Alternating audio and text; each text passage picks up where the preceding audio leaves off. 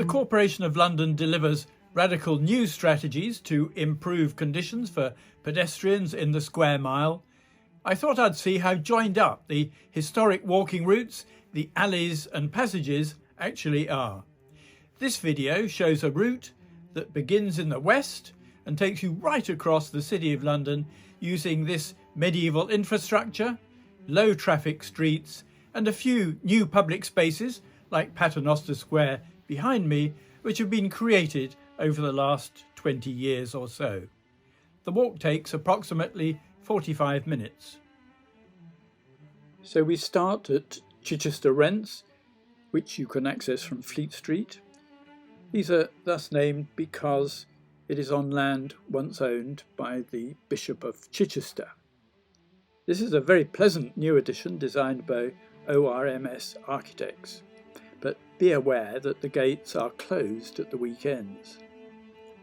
Then we go across Chancery Lane, which forms the western boundary of the City of London, and go into Bream's Buildings, a street cut through in 1882 and made up of late Victorian buildings and some more modern additions. We go past the offices of YRM, a leading firm of architects in the 1960s and 70s.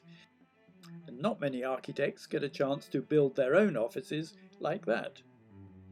We go through to Fetter Lane and then New Fetter Lane into New Street Square, a development by Land Securities designed by Bennett's Associates. Go diagonally across the square and then you can take a little detour into Gough Square. In number 17, Dr. Johnson compiled his famous Dictionary of the English Language. From there you go into Wine Office Court, so named because this is where the vintners' licences were granted in the 16th century.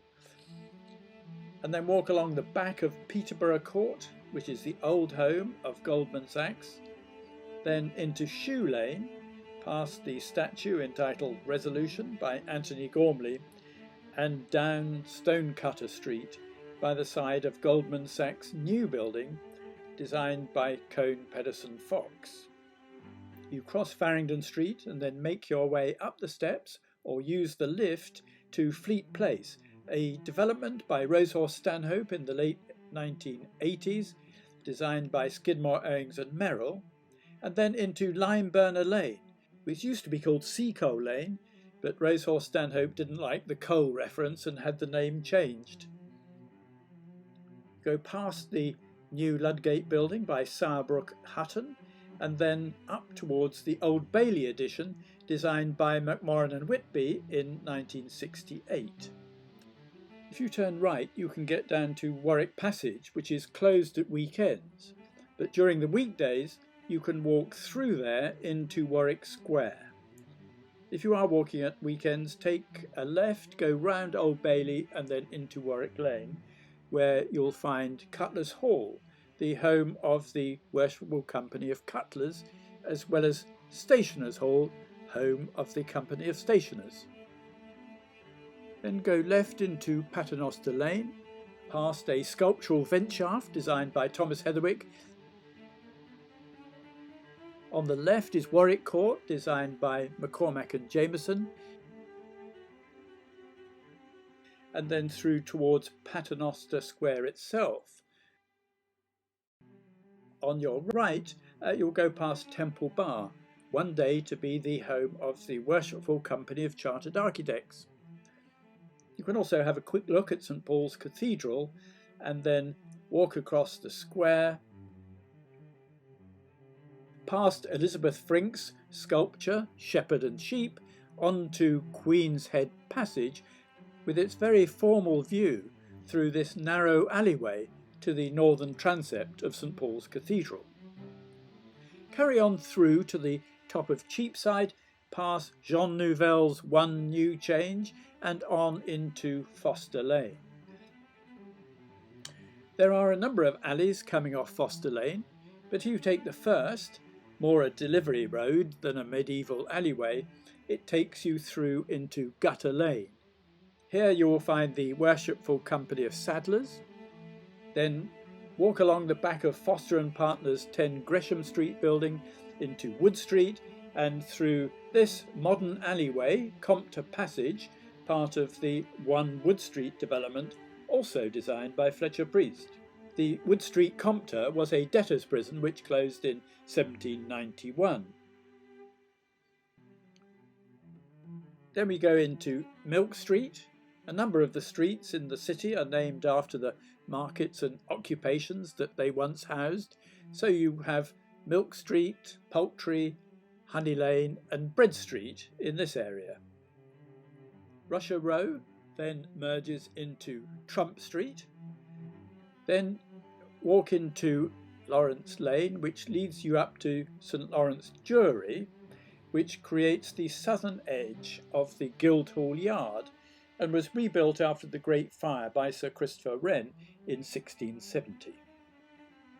In Guildhall Yard you can see the Hindu Gothic porch of 1788 by George Dance the Younger, and the rebuilt accommodation for the corporation designed by Giles Gilbert Scott in the late 1950s.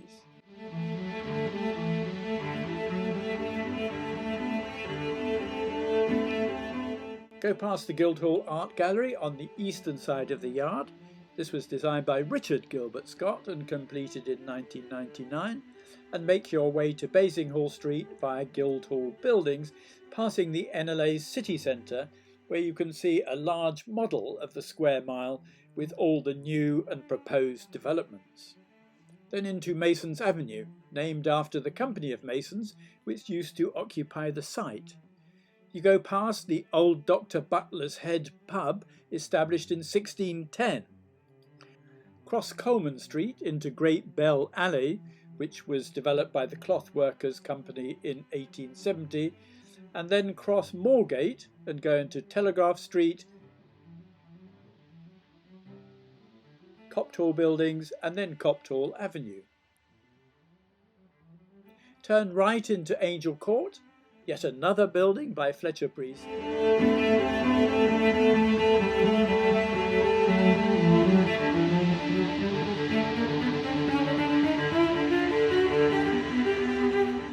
And then into Throgmorton Street, named after the 16th century diplomat Nicholas Throgmorton. And here you find Drapers Hall, the home of the Worshipful Company of Drapers. Walk along Throgmorton Street and take a left into Austin Friars, the site of a medieval friary, and here you will find the Company of Furniture Makers. Go through into Pinner's Passage to the east. The new building was designed by Fogger Associates, and then into Old Broad Street, where you can't miss the 52-storey NatWest Tower, or Tower 42 as it's called now, designed by Richard Seifert, started in 1970 but not completed until 1981. There's a little cut through past the tower which takes you into Bishopsgate.